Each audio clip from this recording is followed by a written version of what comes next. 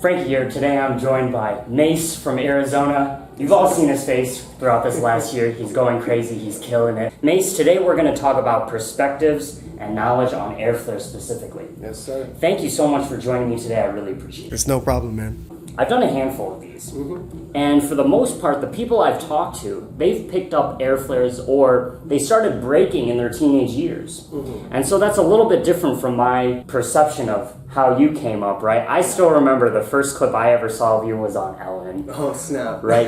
So Yeah. you've been doing Airflares for probably a longer portion of your life compared to the people that I've interviewed. Like I said, the dancers that I've talked to, even though you could very well say they're masters of Airflares as well, Yeah. they started in their teen years. So my first question is how long have you been doing this, and what do you remember about the experience of learning Airflare? I mean, I think I've been doing Airflares for definitely over 10 years. Learning Airflares was probably the hardest move for me to learn in the beginning portion of my career. Funny enough, 1.5s were way easier. Getting one was easy. It was easy. I think I had one Airflare within a week. Crappy Airflare, but it was an Airflare. Getting two, much harder. And I remember getting 3 Airflares. 3 specifically took me exactly 3 years to get, continuous. Getting an Airflare is not complicated, but getting multiple in a row, it's a completely different deal. I was 9 years old, and I was practicing with my dad, and we were warming up and going over my moves, throwing them. And I don't know, something about this day that just clicked, right? I went from doing 3 Airflares, and then out of nowhere, I hit 7 in a row. Just bam, bam, bam, bam, bam, bam, bam. And then from that day on, it was just there, clicked. You know, like sometimes when we're learning moves, we confuse ourselves, the process, we get lost in it. And one day, everything will click into place. And you'll be like, all right, I understand it now. A lot of breakers at the higher level like to say that instead of so much focusing on trying to ask the question to somebody like, how do I do this move? How do I do this move? How do I do this move? It's more just, you just got to do it. Yep. Eventually it'll click. Is that about right? It's always good to ask, how do I do this, and that? But if you're not actually trying it, then what's the point in even asking? It's a scary move. In the beginning, times of breaking, you got your windmills, your halos, your flares, all that, 90s, you're cool. But now it comes to flying. It takes a lot of courage, and the only way to build that courage up is just by doing it.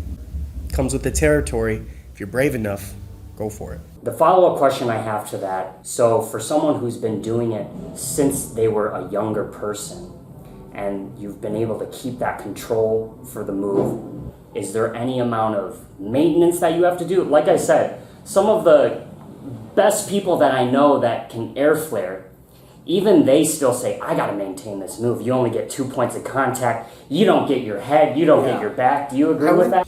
Definitely in the middle-ish time, like making sure I had the Airflare whenever, just to make sure I was good. When I'm at this point now where it's kind of like walking to me, because I started at such a young age, 5 years old, right? I was doing power from the beginning. My body has grown around breaking in power moves. So I don't necessarily have to work at that specific move anymore as much. But what that allows me to do now is create with the Airflare. So that means bending my leg, doing it hooked, making a diamond, doing straight leg Airflares, playing with it, creating it, bending it however I can, because now I have the ability and freedom to do that. If you can hit 5 Airflares in a row, fast and clean, no problem, go play with the move. A lot of people skip steps though. They'll start playing with it and they don't even got the move down that well, and it's like counterproductive. Really well put. Say less, and the way you put it so simply really helps us understand how we need to be training this move. One of the things when I ask people about seeing you online versus in person, like yesterday, some people saw you in person from this area for the first time. Yeah. One of the biggest things they say, the first thing they say about you is, he's so damn fast. And controlled too. So those two things, obviously, they go hand in hand. Super crucial. The way that you go from mill hurricane to mill Airflare, or you do the shoulder halo to the chair flare, back to mill, back up to 1.5, is just so seamless. This is kind of a theme now that we're talking about this at this point, but is it just a matter of really having your ground power down and really having those Airflares down? Is there anything else we can take away from that? I locked my fundamentals down.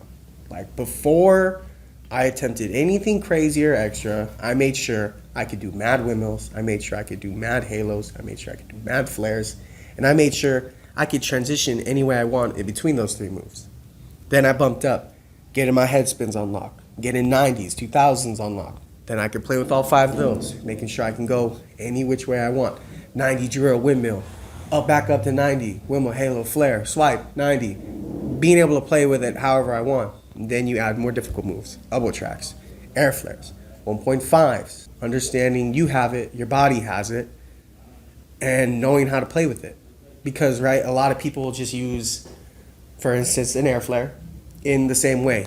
Start off top rocks, we see it time and time again, step, wind up that arm, and then they go and throw an air flare into a windmill. But can you go flare, air flare, windmill? Can you go windmill, air flare, windmill? You go 1.5, windmill, air flare, right? Like, how can you play with the move, use it in different ways? And that's the thing. You don't always have to use it in a combo. You don't. Yo, CC, 6-step, air flare, 6-step, air flare. Throw it in your footwork. Let's say you're at the end of your round, you're getting ready to finish. I like to end a lot of rounds with drills. Swipe, drill, swipe, air flare, boom, done. Like, a lot of people use it in just combo aspect. It's just a move. It has no defined purpose. You could use it however you want.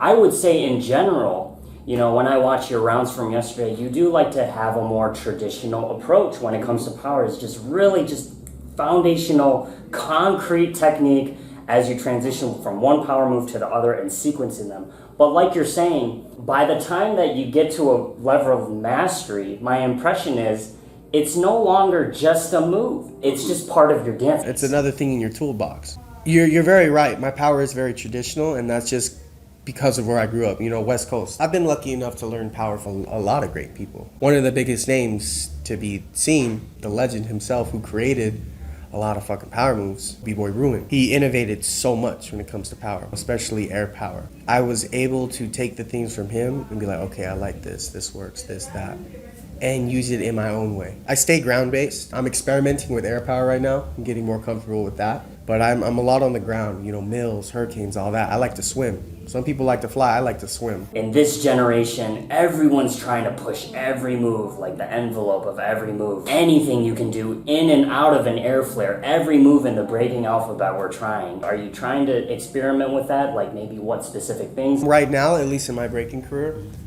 I'm focusing on bringing everything together, right? Because I very much want to be an all-around b-boy who can do everything very well.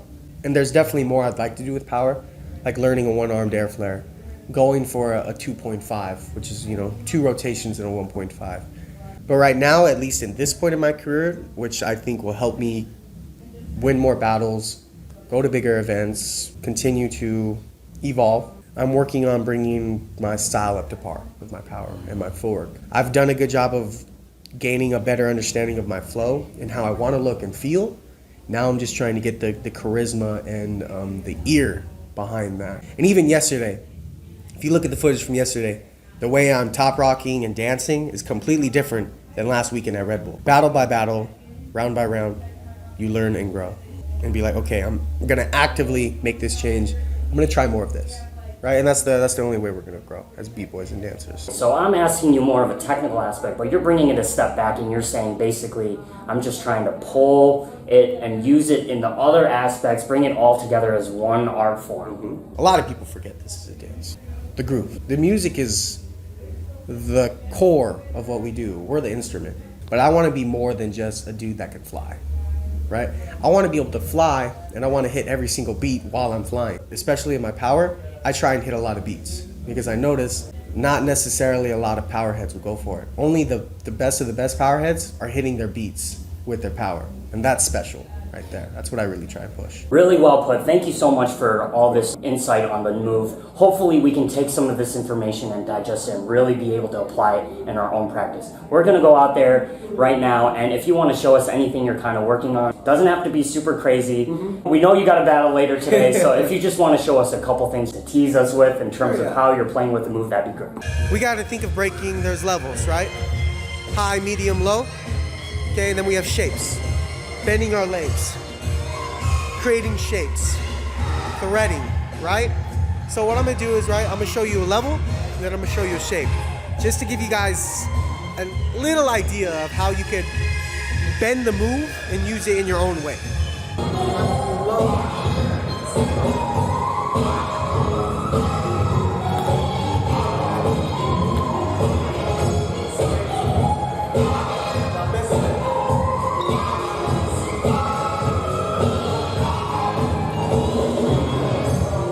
just a few small ways you can take the original Airflare and make it into your own personal, unique theme. You just got to get in there, make it happen. Mace, thank you so much again for your time. I really appreciate it. We're out of here. Peace.